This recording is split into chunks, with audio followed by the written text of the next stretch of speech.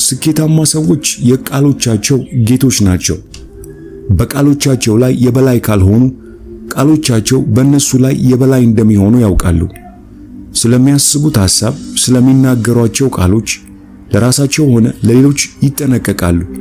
የተሻለ ስኬታማ ለመሆን የራስን ክብርና በራስ መተማመንን፣ ግንኙነትን፣ ህልምን፣ ማበረታታትን፣ አድናቆትን፣ ፍቅርን መቀበልና ራዕይን የሚገነቡ ቃላትን መናገር እንደሚያስፈልግ ያውቃሉ።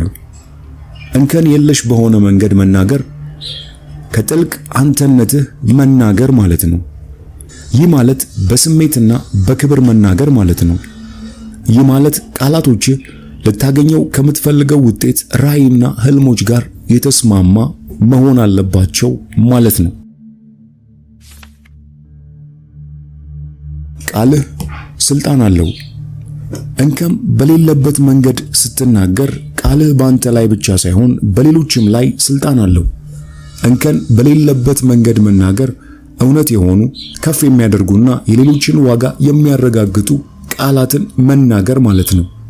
እንከን በሌለው መንገድ መናገር ስትማር ቃላቶች የግንኙነቶች ሁሉ መሰረቶች እንደሆኑ ታውቃለህ። ላንተና ስላንተ የምናገርበት መንገድ የግንኙነታችን ላንተና ስላንተ የምናገርበት መንገድ የግንኙነታችንን ጥራት ይወስናል። ለሌሎች የምትለው ነገር በዓለም ውስጥ ትንሽ ሞገድ ውጤት ይፈጥራል። ለሚሰሙት ጸጋን ይሰጥ ዘንድ እንደሚያስፈልግ ለማነጽ የሚጠቅም ማንኛውም በጎ ቃል እንጂ ክፉ ቃል ካፋችሁ ከቶ አይወጣ። ስኬታማ ሰዎች ከመለያየት ቃል ይልቅ አብሮ የመሆን ቃል፣ ከማስወገድ ቃል ይልቅ የመቀበል ቃል፣ ሚዛናዊ ካልሆነ ቃል ይልቅ የመቻቻል ቃል ይናገራሉ። ፍቅርና መቀበልን ከገለጽኩልህ ለኔም ፍቅር ይኖርሃል። የፍርድ ቃላት ከገለጽኩልህ እኔንም ትፈርድብኛለህ። ምስጋናና አድናቆት የሚገልጹ ቃላትን ከተናገርኩልህ ለኔም ምስጋናና አድናቆትን ትመልስልኛለህ። የጥላቻ ቃላትን ከተናገርኩ እኔንም ትጠላኛለህ።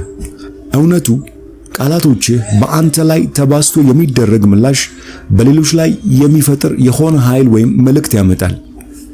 ስርዓት የሌለህ፣ ትዕግስት የሌለህ፣ ትዕቢተኛ ወይም ተናዳጅ ከሆንክ አሉታዊ የሆነ ባህሪ እንደሚመለስልህ መጠበቅ ትችላለህ።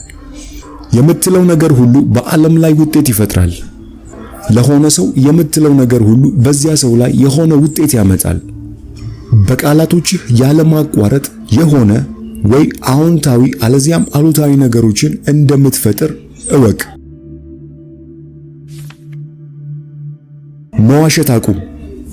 ስትዋሽ ራስህን ከከፍተኛው አንተነትህ መነጠል ብቻ ሳይሆን ከታወቀብህ በሌሎች የተሰጠህን እምነት የመናድ አደጋ ውስጥ ትገባለህ። በእውነታው ዓለም መዋሸት የበታችነት ስሜት ውጤት ነው። ችሎታህ የምትፈልገውን ለማግኘት በቂ አይደለም ብለህ ማመን ነው። ሰዎች ስላንተ እውነቱን ቢያውቁ የሚመጣብህን ነገር መሸከም አትችልም በሚል የተሳሳተ እምነት ላይ የተመሰረተ ነው። ይህ ደግሞ እኔ በቂ አይደለሁም ብሎ የመናገር ሌላው መንገድ ነው። ስለ ሌሎች የምትናገረው ነገር ዋጋ አለው። ታሪክን ወደ ኋላ ስንመለከት በዓለም ላይ ያሉ በጣም የተከበሩ ሰዎችና መንፈሳዊ አስተማሪዎች በሌሎች ላይ ስለምናደርጋቸው ፍርዶችና አሉባልታዎች በእጅጉ ያስጠነቅቁናል። ጦርነቶች የሚቀሰቀሱት በቃላት ነው። ስምምነቶች የሚፈርሱት በቃላት ነው። ትዳሮች የሚበታተኑት በቃላት ነው። ያ ብቻ አይደለም፣ አሉባልታና ሰዎች ላይ መፍረድ ይጎዳል።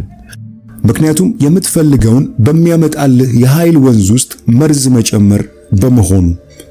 ስለ አንድ ሰው መጥፎ ነገር ለሌላው ስትናገር ለጊዜው ከዚያ ከነገርከው ሰው ጋር ጓደኝነት ሊኖር ይችላል። ነገር ግን በሌላኛው ዘንድ ስለ ሰዎች አሉባልታ የምታናፍስ አይነት ሰው የመሆን ነገር ለሁል ጊዜም ይፈጠራል። ያ ሌላኛው ሰው ሁል ጊዜ አስቦበትም ባይሆን ያንን የቃላት መርዝ እነሱም ላይ ልታደርግ እንደምትችል ያስባሉ። ይህ ደግሞ ስላንተ ያላቸውን ጥልቅ እምነት ይሸረሽረዋል። ያለ ምንም ቃላት ልውውጥ እንኳን ሌሎች ስለ እነርሱ ያለህን አሉታዊና የነቀፌታ ኃይል ማወቅ ይችላሉ። ከዚያ ስለ ሌሎች የምትለው ነገር ወደ አወራው ሰው ይመጣል።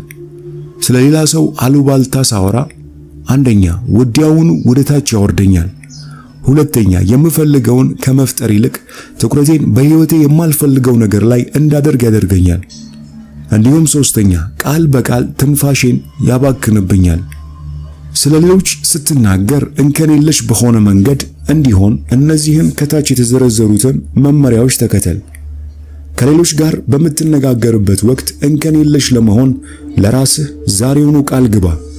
ከሰዎች ጋር ግንኙነት ስትፈጥር ስለ እያንዳንዱ ሰው የሆነ የምታደንቀው ነገር ለማግኘት ጥረት አድርግ። አዎንታዊ ነገሮችን ፈልግ።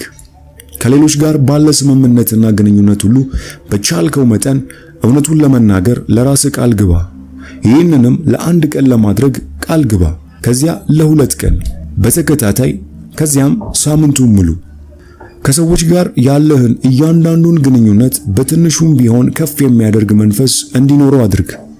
ያንን ስታደርግ ምን እንደሚሰማ አስተውል።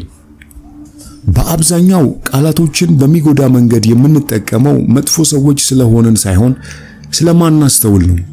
ቃላቶች ምን ያህል ኃያል እንደሆኑ ማንም አስተምሮን አያውቅም። ከንቱ አሉባልታ። ይሄ ሰውየውን ለማወቅ እድል ከማግኘታችን በፊት አስቀድመን መፈረጅ ነው። የአሉባልታ ትልቁ ዋጋ ንጹሕ የሆነውን አእምሮህን መዝረፍ ነው። በእንከን የለሽ መንገድ የሚናገሩ ሰዎች ዓለምን በጣም በግልጽ ያያሉ። በግልጽ ስለሚያስቡ በድርጊቶቻቸውና በውሳኔዎቻቸው ውጤታማ መሆን ይችላሉ።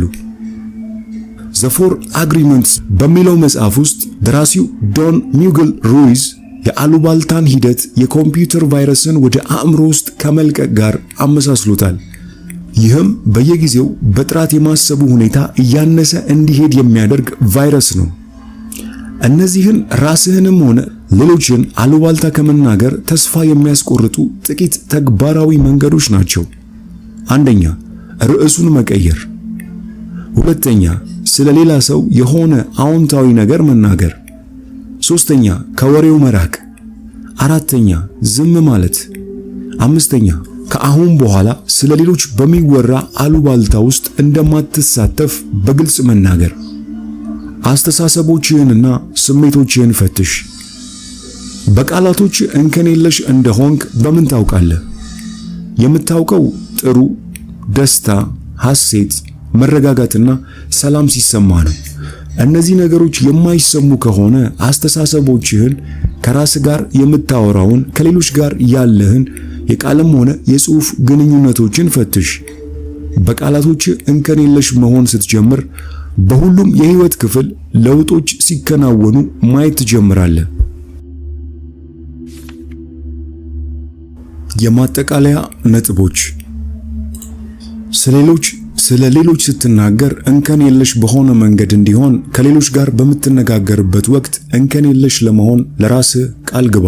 ከሰዎች ጋር ግንኙነት ስትፈጥር ስለ እያንዳንዱ ሰው የሆነ የምታደንቀው ነገር ለማግኘት ጥረት አድርግ። ከሌሎች ጋር ባለ ስምምነትና ግንኙነት ሁሉ በቻልከው መጠን እውነትን ለመናገር ለራስህ ቃል ግባ። ከሰዎች ጋር ያለህን እያንዳንዱን ግንኙነት በትንሹም ቢሆን ከፍ የሚያደርግ መንፈስ እንዲኖረው አድርግ። እንዲሁም ራስህንም ሆነ ሌሎችን አሉባልታ ከመናገር ተስፋ የሚያስቆርጡ ከቻልክ የወሬውን ርዕስ ቀይር፣ ወይም ደግሞ አሉባልታ ስለሚወራበት ሰው የሆነ አዎንታዊ ነገር ለመናገር ሞክር፣ አሊያም ከወሬው ራቅ።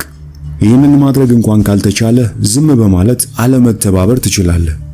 ካሁን በኋላ ስለሌሎች በሚወራ አሉባልታ ውስጥ እንደማትሳተፍ በግልጽ ለራስህ ቃል ግባ፣ እንዲሁም ተናገር። በቃላቶችህ እንከን የለሽ እንደሆንክ በጎ፣ ደስታ፣ ሐሴት፣ መረጋጋት፣ ሰላም እንዲሁም ፍቅር ከተሰማ እነዚህ ነገሮች